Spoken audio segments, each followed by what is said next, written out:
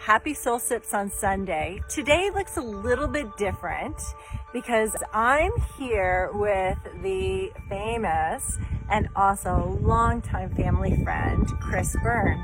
He is a chef and he is in the county. The reason that I asked Chris to come is we have a little background music. We're going to go with the background music. We think it's meant for us. Yeah. So I'm talking to Chris. I've recently ran into him and I'm talking about wanting to step into the vegan world.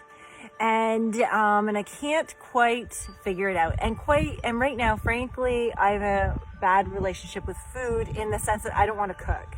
I'm done with cooking. I am so done with mom cooking lousy food and people complaining about it. So anyway, so then I'm talking with Chris and I'm like, oh my gosh, this is just like so meant to be that Chris is here. And I'm chatting with him and I say, hey, I really want to step into this vegan world, right? And I bet you there's other people out there who would like to step into it a little bit more, take away a little bit of meat and mix up those proteins. So on that note, I said, hey, Chris, want to come on Soul Sips on Sunday? Hell yeah. I sure did. Yeah. And so he has a few tips. I'm literally going to hand the phone over to him. And when he's done, he's going to say, peace out, baby. Have a great Sunday. All right. Take care. Enjoy, Chris. Thanks, Andrea. Yeah, I'm always excited. I've been a plant-based chef for over 20 years. And so I like to give a few tips to people who are making plant-based food, because even if we do want to make a change and eat a little less meat here and there, if it's not very tasty, it's kind of like pulling teeth. It's not as fun. Luckily, we can make really delicious plant-based food that'll get everyone in your family excited about it eventually. So I'm going to give you 3 tips. There's a million recipes in this world. We live in this age of knowledge. You scan the internet for any food that you're interested in, you will get a vegan version of that as the recipe. But as we all know, cooking is more than just following a recipe. You gotta have some skills and some ideas in mind. So I'll give you a few tips. And this is basically, I'm looking at food basically from a chemistry standpoint. So you're taking out this meat from your plate, and what does that meat have? And so we're gonna wanna replace that for our plant-based food, because we want people to feel just as satisfied. So one of the big things that meat has, I'm going to start simple and get more interesting as I go along here, of course, is sodium. When you take sodium out of your diet, or if you take meat out of your diet, you're taking a ton of sodium out of your diet. Good idea. And I'm not here to advocate for people to increase their sodium intake in any way. And depending on who you are, what your health history is and such, I would, approach with caution. Having said that, when you do take that meat out, you're taking all this sodium out, you might want to consider making your plant-based food, adding just a little more salt than you would if you're making a sauce for tofu, for instance. You might want it to be a little saltier than a sauce for steak, because steak is full of sodium and tofu is not. So that's just a quick tip on sodium. And again, depending on who you're cooking for and all that, maybe a lack of sodium is appropriate. But I do know people who have gone plant-based, have always watched their salt, continued to watch their salt, got a little lightheaded, low blood pressure. So just want you to be thinking about that when you're making your plant-based meals. It also, salt makes stuff delicious. So if that sauce is a little saltier, it will balance out the lack of sodium in the other parts. The other thing you're taking out when you're taking out a piece of meat from your plate is fat.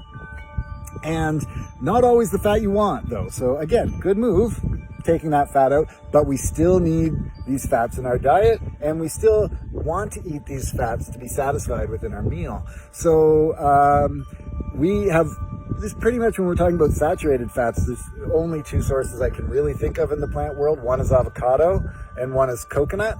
So you're going to want to include those when you can, appropriately, because we do need some saturated fats, and then all these other great vegetable fats that you have at your disposal. A lot of people have just used canola, vegetable, and olive oil, but now you can go into a health food store, avocado oils, pumpkin seed oil, all this beautiful stuff, and you can choose the right oil for the right dish that you're using. You want to consider the flash point. Grapeseed oil has a high flash point, and of course, that was not to despair the wonderful olive oil. It's gorgeous, you know.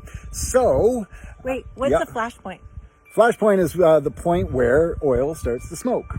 Oh. You generally don't really want to get to that point in your cooking. Right. Yeah, because then you're denaturing the oil. Right, okay. And our goal is to get replace the oil we took out of our meal with this good oil that hasn't been denatured and is fresh and such. Thank you. So, again, when you're going through these recipes, when you're making your plant-based food, put a little extra fat in. Again, I'm making a sauce for a piece of tofu. I want it to be fattier than a sauce that I'm making for a steak, because a steak has all this fat inherent in it. So just another little tip. Now, the third and most important concept, I think I like to share this with everyone at all my cooking classes, is umami. You know what umami is, Andrea? No. Good. A lot of people don't. So umami, if you Google umami, the first thing that comes up is... How do you spell it? U-M-A-M-I. Okay. U-M-A-M-I. Umami. You Google that, and the Urban Dictionary comes up, and it says, umami, an imaginary flavor that hipster chefs talk about to make themselves sound smart. Not true. Step back, Urban Dictionary. But what it is the fifth taste. So we have sweet and sour, bitter and salty. Mm-hmm. Those are easily identifiable. Mm-hmm. Umami is harder to identify than those other things. In fact, it was kind of found in a reverse manner. It was discovered by a Japanese guy in the 20th century. He was looking at our taste tracts. We have all these receptors down our taste tract. He found 53 of these receptors in our taste tract that did not get activated by the other four flavors. Wow. So he was like, what is this? There's another flavor. Yeah. So that's when we discovered that umami is a flavor. Now, the closest you've probably ever had to having umami that wasn't bound up with salt and fat and other things is in a fresh cherry tomato. You know, you eat a fresh cherry tomato off the vine and you're like, this is so good. And you eat another and you're like, oh, you can't stop. They're so good. And they're sweet, yeah, and they're sour, yeah. But really what's sending those endorphins into your brain is the umami. And meat is full of umami.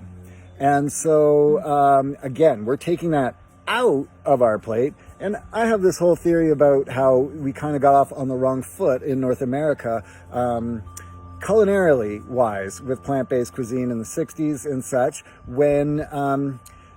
we're heavily influenced by France and Italy and their cuisines, and so they've got a big piece of meat full of umami, then they got some steamed broccoli and mashed potatoes, delicious meal, satisfying, wonderful. You take that umami out and, add brown rice and sweet potatoes, say, like we may have done here in the past in plant-based cuisine, and you haven't replaced that umami. So when you finish eating that meal, you haven't lit up those receptors, you're left wanting. Hey, when's the rest coming? Or I'm still hungry. Oh, I'm gonna eat a bag of chips or whatever. So, umami foods, tomatoes I mentioned, mushrooms are rich in umami, and then we go into fermented foods. So nutritional yeast is one, and all the fermented foods, the misos, soy sauces and tamaris, sauerkraut, kimchi, fermented black beans. More and more, artisan companies are producing these type of non-pasteurized fermented foods, and you don't need a lot.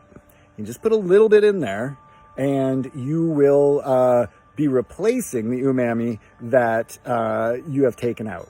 And I would suggest putting a little soy sauce in. Say you're making a curry or a tomato sauce, put a little soy sauce in there. Again, not a lot, don't want it to taste like soy sauce, but by adding that umami into it, it's just going to elevate the flavor. It's going to activate the taste receptors. It's going to make people feel more satisfied with their meal. And that is what we're going for.